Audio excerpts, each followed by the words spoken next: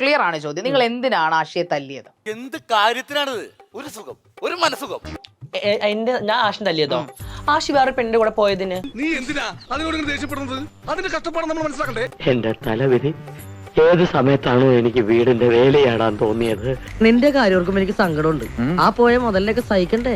അന്ന് എനിക്കൊന്ന് ലൈവ് ചെയ്യുന്ന സമയത്തും ജെസ്സിയുടെ മുഖത്തും ഇവിടെ കണ്ണിന്റെ തല്ലിയിട്ടുണ്ട്. അവർക്ക് നമ്മൾ കൊടുത്തു, അതിൽ കൂടുതൽ നമുക്ക് ഇങ്ങോട്ട് കിട്ടി. ഒരാടിയും വേസ്റ്റ് ആക്കാം. Thank you. അടിച്ച തിരിച്ചടികളെ കഞ്ഞി പാർട്ടികളാണ്. ഗുണ്ട് തല്ലാൻ. ഗുണ്ട് ബിനു കണ്ണങ്കര കോളനി തോന്നയ്ക്കൽ. അപ്പോ ആത്മാർത്ഥമായിട്ട് സ്നേഹിക്കുന്ന ഏതൊരു പങ്കാളിയും അവരെ ചതിച്ചു കഴിഞ്ഞാൽ ആ പങ്കാളിക്ക് ചെയ്യാൻ പറ്റുന്ന കാര്യമാണ് ഞാനും ചെയ്തിട്ടുള്ളൂ.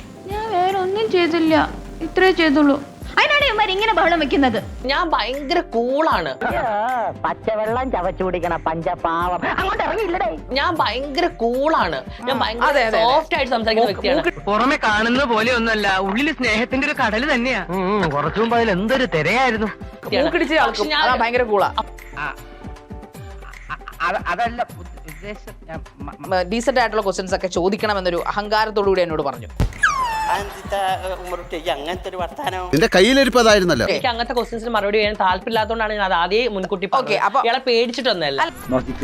ഇന്നിവിടെ ചിലതൊക്കെ നടക്കും. നിങ്ങളുടെ പേടി മറയ്ക്കാനാണ് നിങ്ങൾ അങ്ങനെ ഇൻട്രോ എന്റെ മുമ്പിൽ കൊണ്ടിട്ടത്.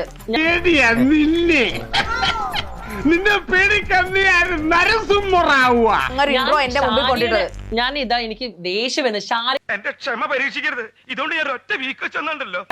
സഭ്യതയോടെ പെരുമാറുക. സഭ്യത ഞാൻ സഭ്യത വിട്ട് പെരുമാറിയിട്ടില്ല. സംസ്കാരത്തോടെ സംസാരിക്കട ചെറ്റ പട്ടി. ഇയാള് പറഞ്ഞ പൊട്ടത്തര ചോദ്യങ്ങൾക്ക് പെശകാണല്ലോ ശ്രീരേട്ടാ. അത് മനസ്സിലായോ? അല്ല അത് മനസ്സിലായി. ചിലപ്പോ തല്ലിന്ന് വരും. ചുമ്മാ പറഞ്ഞായിരിക്കുമല്ലേ? ചുമ്മാ പറഞ്ഞതാ. അയാൾ ശരിക്കും പറഞ്ഞതായിരിക്കും. അയാൾ ചെയ്യുമെന്ന് പറഞ്ഞ ചെയ്തിരിക്കും. അല്ല ഒരു മിനിറ്റ് ഞാൻ കണ്ടേ. ഇയാള് ഒരു മിനിറ്റ്.